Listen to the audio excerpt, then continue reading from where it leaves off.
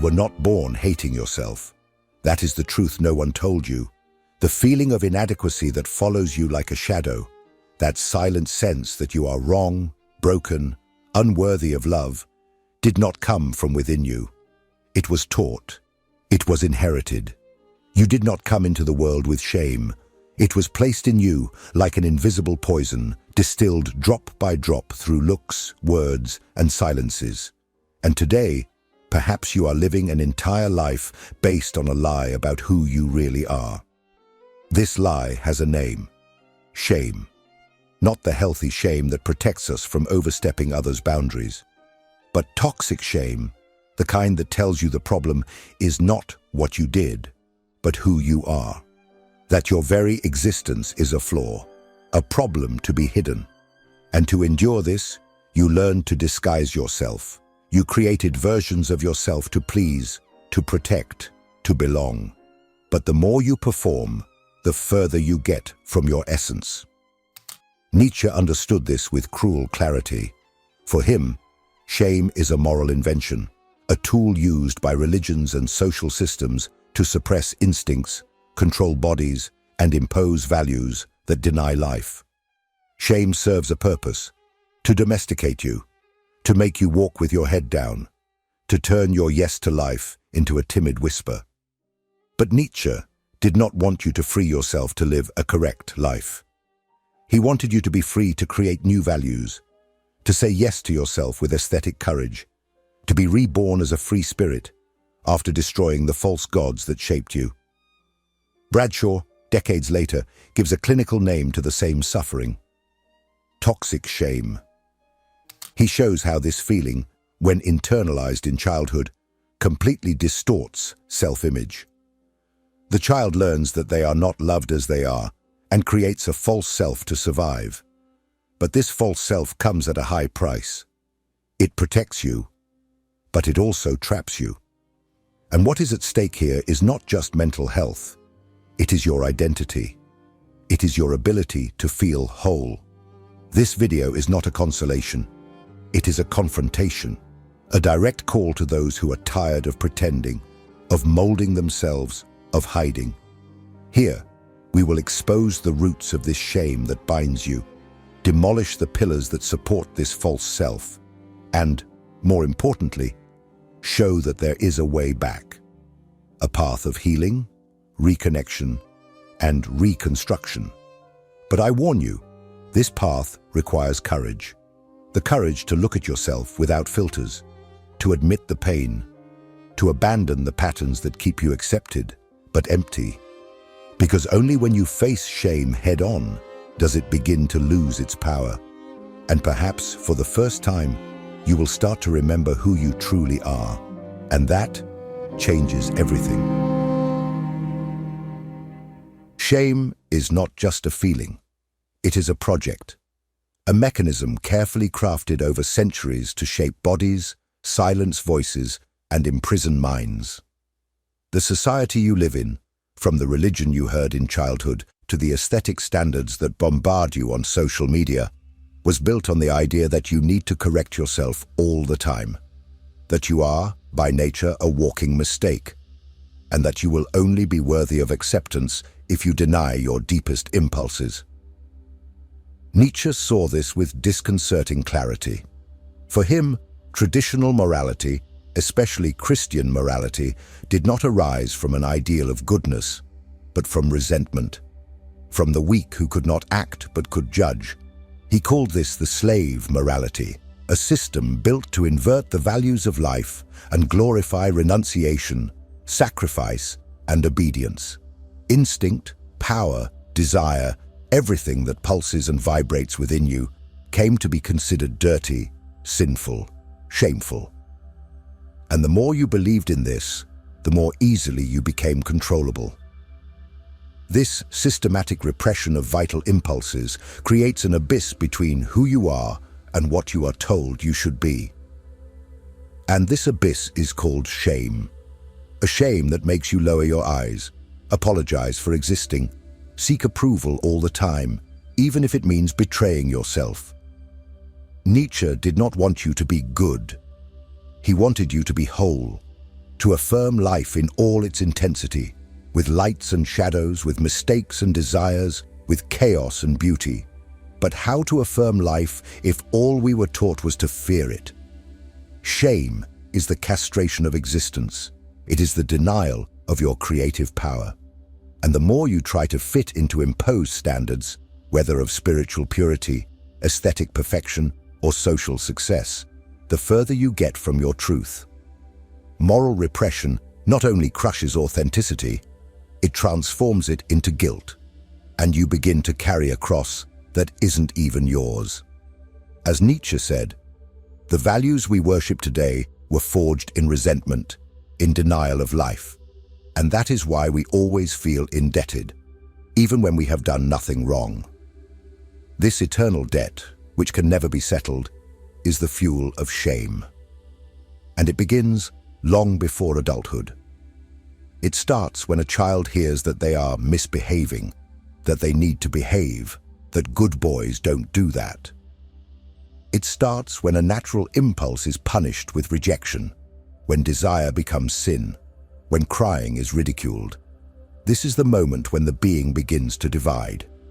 And instead of developing autonomy, they learn to monitor themselves, to censor themselves, to hate themselves. This shame then ceases to be an episode and becomes an identity. It does not just say, "You did something wrong." It says, "You are wrong." And from there, moral repression internalizes. You become your own executioner. But here is the brutal truth. All this guilt, all this weight, has nothing divine about it. They were created to bend you. And only when you recognize this does the possibility of liberation begin. But this liberation does not happen merely through a rational decision. Because even after you understand that shame was imposed, it still lives within you, camouflaged in habits, beliefs, and internal voices that you have learned to call I. And this is where another layer of the problem comes in, the false self, the persona you constructed to survive shame, the mask you wear to be accepted. This is what we will talk about now. Get ready. The next part reveals how this toxic shame seeps into the depths of the psyche and steals your identity. If this content is making sense to you, click the subscribe button and subscribe to the channel. Thank you for your support. Have you ever caught yourself smiling while everything inside you was screaming? Have you ever pretended to be okay to avoid bothering others, to not weigh down the atmosphere? This daily performance, this disconnection between what you feel and what you show, is not just a matter of politeness or civility. It is survival. And according to John Bradshaw, it is the most evident symptom of something much deeper. The false self created to cover up toxic shame. Bradshaw defines toxic shame as a pathological transformation of a natural emotion into a state of being. It is no longer just a feeling that appears at specific moments, like when you make a mistake. It becomes the lens through which you see yourself all the time. You do not feel shame. You are shameful. This distorted, internalized, and constant perception generates a collapse of identity. And the result is devastating. You need to stop being yourself to continue existing. The child who grows up under judgmental gazes, constant criticism, or emotional abandonment begins to conclude that there is something intrinsically wrong with them. They do not understand that the adults around them are wounded, limited, or absent. They just feel, if they do not see me, it is because I am invisible. If they reject me, it is because I am rejectable. And thus begins the construction of an internal prison. The true self, spontaneous, sensitive, imperfect, is sealed in the basement of the psyche.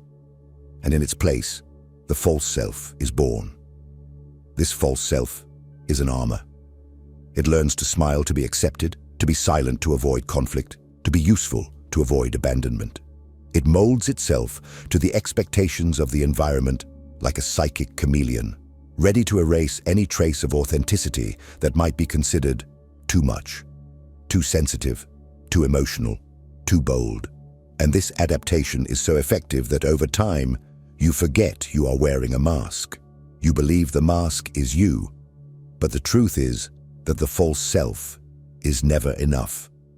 It can be functional, even socially admired, but it is always exhausted, anxious, disconnected. Because maintaining this performance requires a brutal effort. You have to monitor emotions, recalculate words, contain gestures, anticipate rejections. Toxic shame makes the simple act of existing a minefield. And living like this, day after day, is a slow way to extinguish yourself. Bradshaw describes this process as a form of silent psychological violence. He calls it soul murder, a strong term, but necessary, because over the years, internalized shame kills everything that is vital in you: spontaneity, pleasure, curiosity, self-love. In its place, there remains a hyper-rational subject, full of self-censorship, living on autopilot. A ghost that fulfills social functions but has lost the sense of presence, of being, of vibrancy.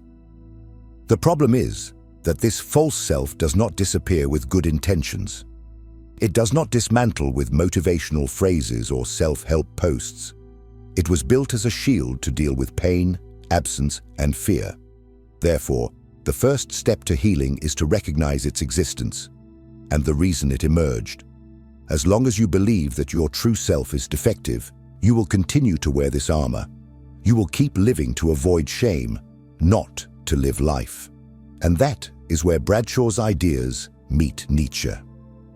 Because while we need to heal the emotional wound and rescue the wounded self, we also need to question where the lie that created this wound came from. We need to confront the inherited values that taught us to hate ourselves.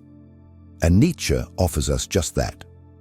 A philosophy of radical deconstruction, of transvaluation, of the rebirth of the free spirit.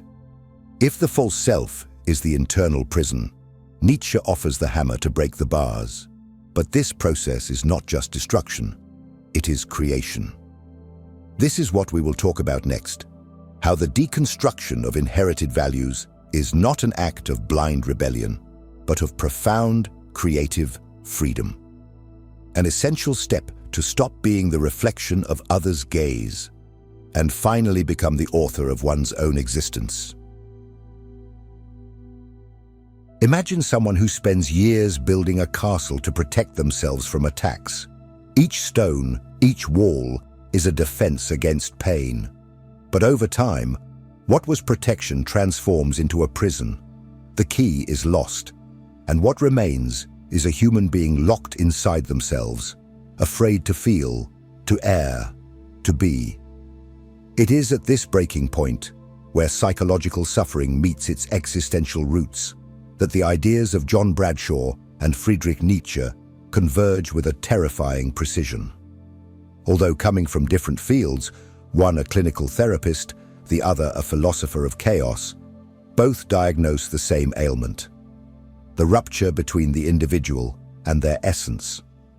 Toxic shame for Bradshaw is the poison that distorts identity from childhood. For Nietzsche, this shame is the product of a decadent morality created to weaken the vital power of the human being. And the antidote, in both cases, requires courage. A courage that begins with facing the pain. Bradshaw invites us to descend into the catacombs of the psyche, where the wounded child resides. The one who heard they were too much, who was ignored, punished, or silenced. The healing process involves rescuing this child, not to protect them with more masks, but to let them live. To give voice to what has been silenced. To rebuild the bridge between the true self and the world. But he is clear: this hurts. The return to the authentic self requires traversing the desert of internalized shame, self-judgment, and emotional memory. It is a plunge into one's own darkness. Nietzsche, for his part, offers no emotional relief. He is not interested in comforting, but in awakening. For him, shame is a symptom of a culture of denial. denial of the body, of instincts, of the will to power. Civilization, according to him, was built at the cost of repression, and the consequence of this is nihilism, an existence emptied of meaning, inhabited by domesticated subjects, guilty for existing. Nietzsche demands destruction. He speaks of revaluation of values, of murdering idols, of setting fire to the foundations of inherited moral thought, because only when everything false is reduced to ashes can something new emerge. And here lies the most fascinating point. Bradshaw speaks of healing, Nietzsche of creation. But both are talking about the same thing. It is not just about eliminating pain, it is about recreating oneself. The reconnection with authentic identity is not merely a process of recovery. It is an act of birth, of reinvention, of radical affirmation of life. Shame, when faced head-on, no longer needs to dictate your identity. It can be the starting point, the portal, the place where the false self begins to dissolve and the true self begins to breathe. Bradshaw offers the emotional tools for this: self-acceptance, reconstruction of the internal image, development of self-compassion. Nietzsche provides the philosophical impetus, the strength to say yes to life, even without guarantees, even in chaos, even without promises of salvation. Liberation requires both movements, the deep dive into trauma and the heroic denial of the values that perpetuate pain. Only then is it possible to free oneself from shame, not just as a feeling, but as a life structure. And this liberation demands a radical act, to kill the idols you carry within yourself. That is what we will do next. We will break the internal altars of guilt, obedience, and perfection. We will talk about destruction, but not as an end, rather as preparation for the rebirth of the true self. Are you ready to wield the hammer? You don't feel ashamed by chance. The shame you carry has architects. It was ideas, values, and beliefs that taught you to doubt yourself. It was voices, often disguised as love, that made you believe that the right thing was to shrink, that being modest was nobler than being true, that denying your desires was a sign of purity, that suffering in silence was a virtue. These are the internal gods, false idols that you learn to worship, not by choice, but for survival. Friedrich Nietzsche invites us to a brutal and necessary act, the destruction of these idols. He calls this Umwertung aller Werte, the revaluation of all values. This means questioning everything that has been sold to us as truth. It means understanding that many of the values we internalized as a moral compass were, in fact, forged by forces that wanted submission, not authenticity. And the first step towards this rupture is recognizing that these values still live within you. They are present when you sabotage yourself while trying something new, when you feel guilty for wanting, when you remain silent to avoid displeasing, when you judge yourself for not being good enough. These automatic reactions do not arise from your essence. They are inherited programming. They are the gods that Nietzsche commanded to be killed. Because as long as you do not break these internal altars, you will continue trying to adapt to what hurts you, instead of creating what liberates you. Destroying these idols is not an act of hatred. It is an act of lucidity. It is realizing that many of the commandments that govern your life were based on fear, not on truth. They were built by cultures that demonized the body, pleasure, doubt, error, individuality. Cultures that deified guilt as a tool of control. That used duty as a shackle and sin as a chain. Nietzsche calls this the morality of slaves, a system that glorifies weakness, submission, renunciation, because it fears strength, autonomy, and instinct. When you begin to kill these internal gods, something extraordinary happens. The space that was once occupied by guilt opens up for creation. For the first time, you start to ask yourself, what are my own values? What do I consider beautiful? What do I want to affirm? This is the birth of aesthetic freedom, of existential authorship. It is no longer about following rules, but about writing your own law. Like an artist who transforms pain into work, you begin to transform shame into power. Nietzsche does not ask you to rebel impulsively. He demands that you create with intention, that in destroying the old idols, you do not fall into the void of nihilism, but build new meanings. That your life be, in his words, a work of art. That you take the risk of authenticity, not as blind revolt, but as conscious affirmation.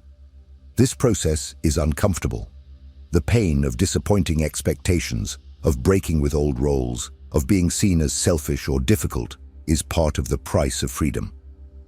But it is a low price compared to the cost of living a life that is not yours. By tearing down these internal gods, you are merely returning to yourself what was stolen from you. The right to exist without apology.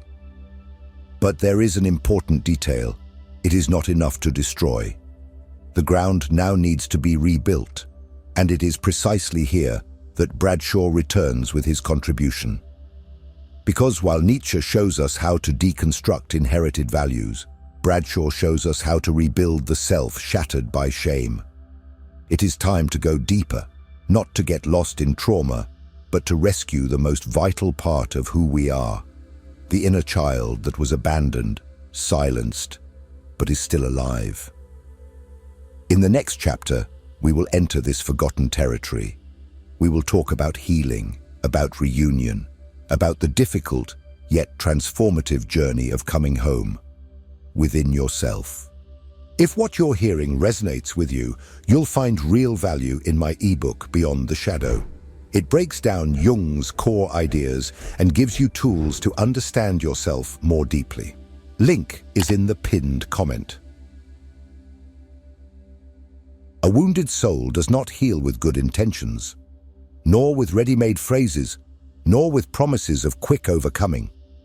The shame that inhabits you is not just an emotion. It is a field of ruins, an entire system of beliefs, memories, silences, and pacts you made with yourself to endure the pain. And to rebuild who you are, you need to return to the point where it all began, the moment you stopped being whole to become acceptable. John Bradshaw guides us with brutal clarity and deep compassion through this crossing. He speaks of the inner child, not as a poetic metaphor, but as a real entity alive within you that continues to wait for recognition. This child was silenced when it expressed too much. It was punished for feeling, ignored for needing, ridiculed for being authentic. And to survive, it learned to hide. It created layers, characters, defenses. But it never ceased to exist.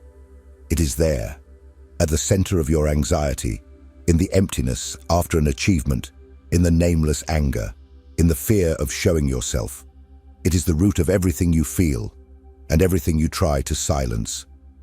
Healing is going to it, not to judge it, but to listen to it, to allow it to cry what it could never cry, to say that now, finally, someone is willing to protect it, and that someone is you.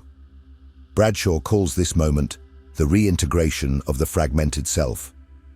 It is when you stop living from the persona shaped by shame and start living from your essence, even if it is still wounded, even if it still trembles.